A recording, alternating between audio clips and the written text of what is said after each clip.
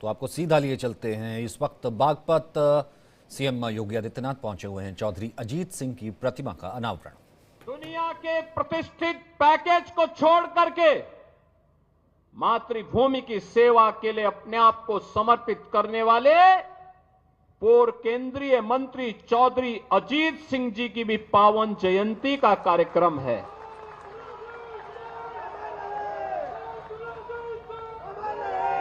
उनकी पावन जयंती के अवसर पर आज हमें यहां पर चौधरी साहब की इस पावन भव्य प्रतिमा के लोकार्पण का अवसर प्राप्त हुआ। मैं इस अवसर पर उनकी स्मृतियों को नमन करते हुए प्रदेश सरकार और उत्तर प्रदेश वासियों की ओर से उन्हें विनम्र श्रद्धांजलि अर्पित करता हूं। बहनों और भाइयों, चौधरी अजीत सिंह जी, उनकी प्रारंभिक शिक्षा इस पश्चिमी उत्तर प्रदेश में होती है। वे कालविन तालुकदार कॉलेज लखनऊ में जाकर के उन्होंने सीनियर सेकेंडरी तक की शिक्षा अर्जित की। लखनऊ विश्वविद्यालय में उन्होंने बीएससी किया। अपने समय के प्रतिष्ठित आईआईटी खड़गपुर से उन्होंने बीटेक की डिग्री ली और उसके बाद एमएससी के लिए उन्होंने दुनिया के प्रतिष्ठित संस्थान यूएस के एक प्रतिष्ठित संस्थान में जाकर के शिकागो से उन्होंने एमएस की कंप्यूटर साइंस में डिग्री लेने के बाद वहीं पर उन्होंने प्रतिष्ठित कंप्यूटर कंपनी आईबीएम में कंप्यूटर साइंटिस्ट के रूप में सेवा प्रदान की। 2 दशक तक वहां कार्य करने के बाद उन्हें लगा कि नहीं, ये पैसा, ये प्रतिष्ठा अगर मैं देश की सेवा करके करूं, अपने अन्नदाता किसानों की सेवा करते हुए देश को आगे बढ़ाने में करूं तो और अच्छा होगा। और भारत वापस आने के बाद कुछ समय तक उन्होंने सेवा के कार्यक्रम को बिना किसी दलीय प्रतिबद्धता के साथ आगे बढ़ाया और 1986 से सक्रिय राजनीति में रह करके उन्होंने इस पूरे क्षेत्र को, प्रदेश को, देश को एक नेतृत्व देने की दिशा में आगे बढ़े। आज चौधरी अजीत सिंह जी हमारे बीच नहीं है, लेकिन उनकी स्मृतियां हैं, उनके द्वारा किए गए कार्य हैं, उनका अनुभव है, उनके द्वारा जो मार्गदर्शन दिया गया, उस कालखंड से जुड़े हुए लोग हमारे सामने मौजूद हैं। उस समय के युवाओं को, उनको जो नेतृत्व उन्होंने दिया था, वे आज जीवन के अलग अलग क्षेत्र में कार्य कर रहे हैं। उन सभी कार्यक्रमों को आगे बढ़ाते हुए आज केंद्र और राज्य सरकार चौधरी चरण सिंह जी की, चौधरी अजीत सिंह जी के इन कार्यक्रमों को आगे बढ़ाने का कार्य कर रही है। यही डबल इंजन सरकार की एक ताकत है और उस ताकत को आगे बढ़ाते हुए मुझे प्रसन्नता की अनुभूति हो रही है। बहनों और भाइयों, आज मैंने यहां पर देखा है बहुत भव्य प्रतिमा चौधरी अजीत सिंह जी की यहां पर लगी है और सचमुच ये पहली प्रतिमा, मुझे बताया गया पहली प्रतिमा यहां पर लगाई गई है। सचमुच वो प्रतिमा इस बात को दिखाती है, चौधरी अजीत सिंह जी में एक तेवर था, एक किसान का तेवर था। वे एक टेक्नोक्रेट थे, वे एक साइंटिस्ट थे और कंप्यूटर साइंस के बारे में जब देश में ना के बराबर लोग जानकारी लेते थे, तब उन्होंने दुनिया की इस प्रतिष्ठित कंपनी के माध्यम से डिग्री लेकर के कंपनी के माध्यम से इस फील्ड में प्रवेश किया था। देश के जब इन्हें चुने गिने लोग कंप्यूटर साइंस के बारे में जानकारी लेते थे, उस समय उन्होंने डिग्री लेकर के दुनिया में इस कार्यक्रम को आगे बढ़ाया। लेकिन जब देश को आवश्यकता पड़ी उनकी सेवाओं की, उस पैकेज को ठोकर मार करके वापस अपने देश में आए और फिर देश की सेवा करते हुए उन्होंने पूरा जीवन अन्नदाता किसानों के लिए, युवाओं के लिए, भारत के विकास के लिए जीवन के भारत सरकार के अलग अलग मंत्रालयों को नेतृत्व देते हुए उन्होंने इस कार्यक्रम को आगे बढ़ाया। आज वे हमारे बीच नहीं है, लेकिन उनकी स्मृतियां हमारे बीच में हैं, उनका मार्गदर्शन हमारे बीच में है, उनके द्वारा किए गए कार्य हमारे बीच में हैं। उससे प्रेरणा लेकर के आगे बढ़ने की आवश्यकता है। बागपत तो उनके हृदय में बसता था, लगातार यहां के विकास के लिए चिंतित रहते थे। आज जो विकास हम पश्चिमी उत्तर प्रदेश में करा पा रहे हैं, ये चौधरी चरण सिंह जी को उनके द्वारा प्रदेश के अंदर मुख्यमंत्री के रूप में, केंद्रीय मंत्री के रूप में उनका जो मार्गदर्शन उस कालखंड में प्राप्त हुआ, उनके संदर्भों को लेकर के ही हम आगे बढ़ पाते हैं। और आज मुझे बताते हुए प्रसन्नता है, बहनों और भाइयों, आज जब हम यहां पर उपस्थित हैं, मुझे बताते हुए प्रसन्नता है कि आज यहां पर जब हम एकत्र हुए हैं तो यहां पर आज 350 करोड़ रुपए से अधिक की परियोजनाओं का लोकार्पण भी हम लोग बागपत जनपद के लिए कर रहे हैं। मैं इसके लिए यहां के माननीय सांसद जी को, माननीय विधायकों को, माननीय जयंत जी को, सभी अन्य माननीयों को हृदय से बधाई देता हूं। आप सभी को अपनी शुभकामना देता हूं। बहनों और भाइयों, आज मुझे बताते हुए प्रसन्नता है कि यहां पर विकास की इन बड़ी बड़ी परियोजनाओं के साथ कनेक्टिविटी की योजना भी है, नए संस्थान बनाने के कार्यक्रम भी है, सड़कों के निर्माण का कार्यक्रम भी है। ये बागपत का तो अपना इतिहास है।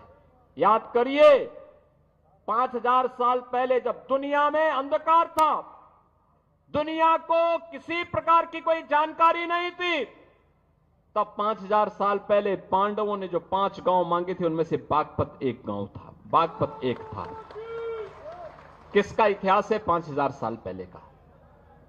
दुनिया के अंदर कोई कितना भी विकसित देश क्यों ना हो, कोई अपने 500 साल का बताएगा, कोई 700 साल का बताएगा, कोई 1400 साल का बताएगा, कोई 1500 साल का बताएगा, कोई 2000 साल का बताएगा। इससे ज्यादा कोई नहीं बता सकता। और बागपतवासी आप तो बोल सकते हैं कि भगवान कृष्ण ने पांडवों के लिए जिन 5 गांवों को मांगा था, उनमें से बागपत एक था। अगर हमारे इतिहास को देखना हो तो बागपत में भी आकर के आप देख लें।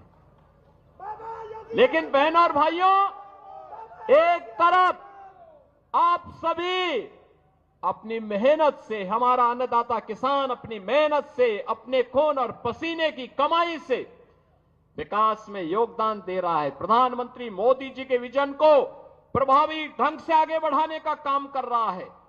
बागपत हो या मेरठ, बुलंदशहर हो या फिर गाजियाबाद, नोएडा या फिर हापुड़ या बिजनौर, मुजफ्फरनगर, शामली या सहारनपुर, इन सभी जनपदों के विकास के लिए लगातार कार्य कर रहा है। यहां का नौजवान लगा हुआ है, कार्य कर रहा है। और दूसरी तरफ कुछ लोग हैं जिनको ये विकास अच्छा नहीं लग रहा है। बहनों और भाइयों, उनको अच्छा नहीं लगता। आपको बताते हुए मुझे बहुत प्रसन्नता की अनुभूति हो रही है। इस सदी का महाकुंभ चल रहा है प्रयागराज में। प्रयागराज महाकुंभ में आज माघी पूर्णिमा के अवसर पर भी करोड़ों लोग स्नान कर रहे हैं। प्रातः 4 बजे से ही मैं उस व्यवस्था में लगा था।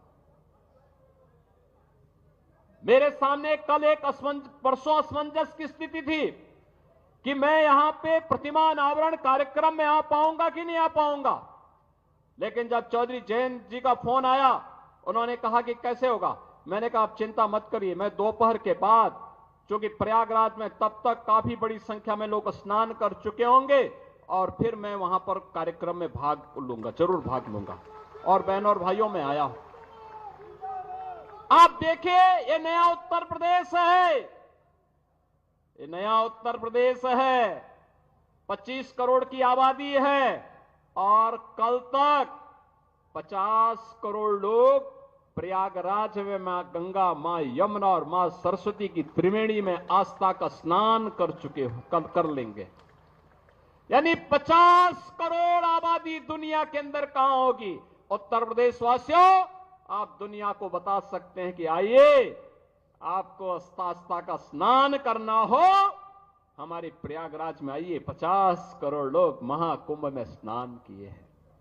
लेकिन कुछ लोगों की आदत है, चोरी छिपे उन लोगों ने कोरोना की वैक्सीन लगवाई, लेकिन दुनिया को कहते रहे मत लगाओ।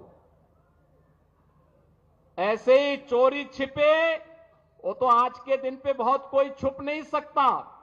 चोरी छिपे चुपचाप संगम में डुबकी लगा करके आ गए, लेकिन जनता जब पुण्य का भागीदार बनने के लिए, स्नान करने के लिए जा रही है, कह रहे मत जाओ मत जाओ। लेकिन जनता कहां मानने वाली है? जनता तो उनकी असलियत जान चुकी है, और इसे करोड़ों की संख्या में श्रद्धालु जाकर के आज भी और 26 फरवरी तक रेला इसी प्रकार से आगे बढ़ता रहेगा, कोई संदेह नहीं। लेकिन एक बात समझ में नहीं आता है, जब इनको अवसर मिला था तब इन्होंने कुछ नहीं कहा। याद करिए बागपत के नौजवानों, पुलिस की भर्ती निकलती थी, बागपत का नौजवान पुलिस की भर्ती होने से वंचित हो जाता था। लेकिन अब आपकी भर्ती हो रही है। याद करिए, अभी 60,200 पुलिस के नए भर्ती की प्रक्रिया चल रही है, फिजिकल टेस्ट हो रहा है।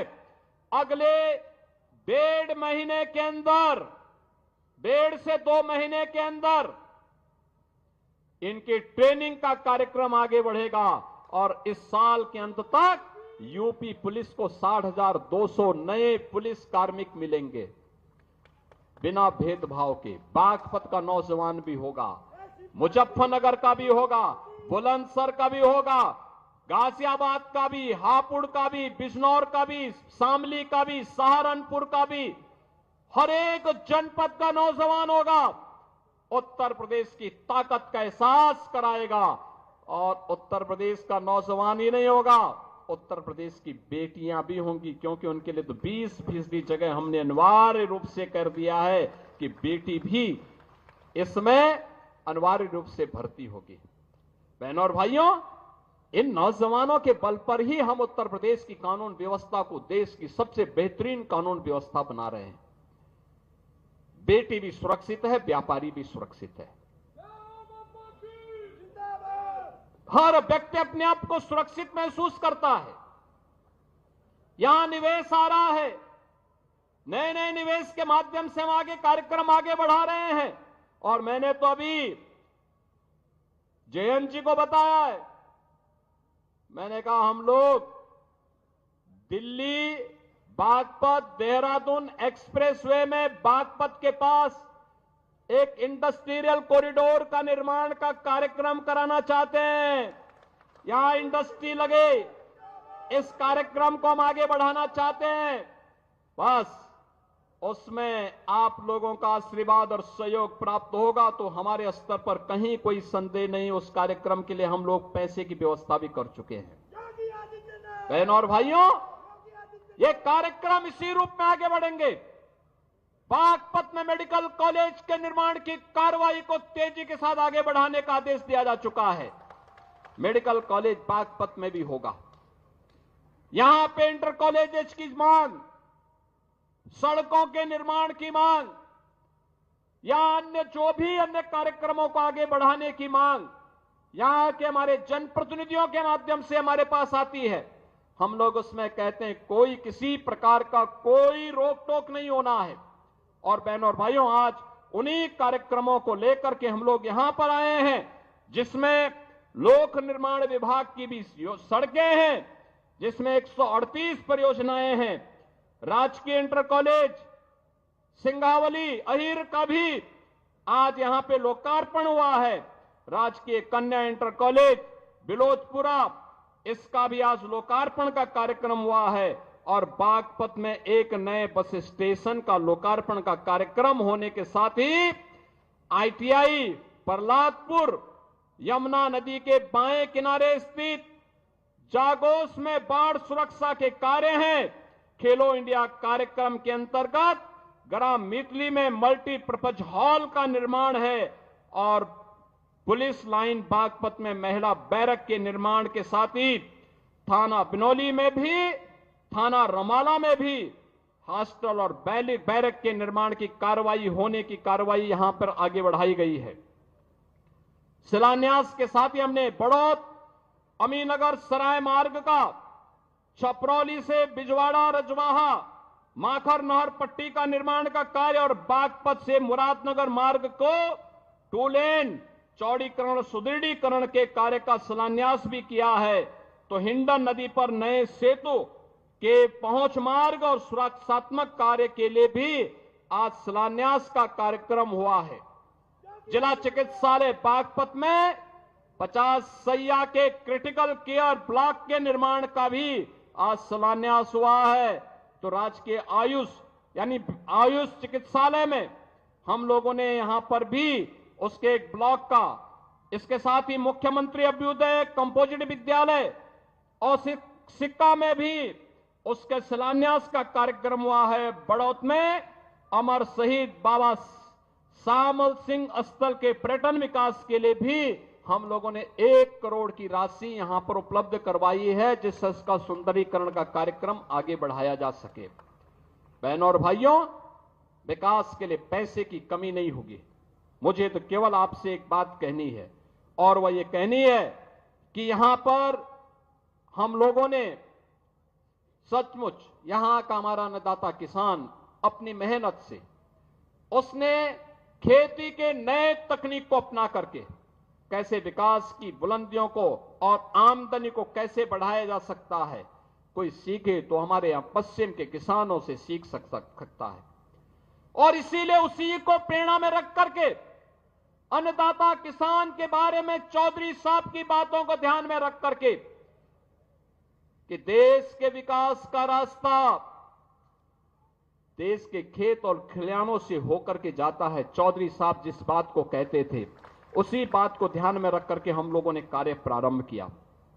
मुझे बताते हुए प्रसन्नता है कि यहां पर अब तक रमाला चीनी मिल के पुनरुद्धार के साथ ही हम लोगों ने से 5000 टीडीसी की पहले ही हम कर चुके हैं और साथ साथ 27 मेगावाट का कोजन प्लांट भी, जिसमें विद्युत संयंत्र उससे लगा करके उसके माध्यम से ऊर्जा उत्पादन के केंद्र के रूप में भी उसे विकसित करने का काम किया गया है।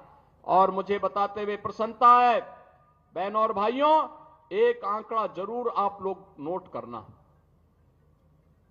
पिछले 8 वर्ष में, अभी 8 वर्ष हमें 25 मार्च को होंगे, लेकिन मैं आपको बताना चाहता हूं अभी तक हम लोगों ने 2017 से अब तक 2,72,600 करोड़ रुपए अन्नदाता किसान को केवल गन्ना मूल्य का भुगतान अन्नदाता किसान के खाते में सीधे किया है, यानी 2,72,600 करोड़ रुपए। और मुझे बताते प्रसन्नता है कि 2023-24 का 99.51% का गन्ना मूल्य का भुगतान हम लोग कर चुके हैं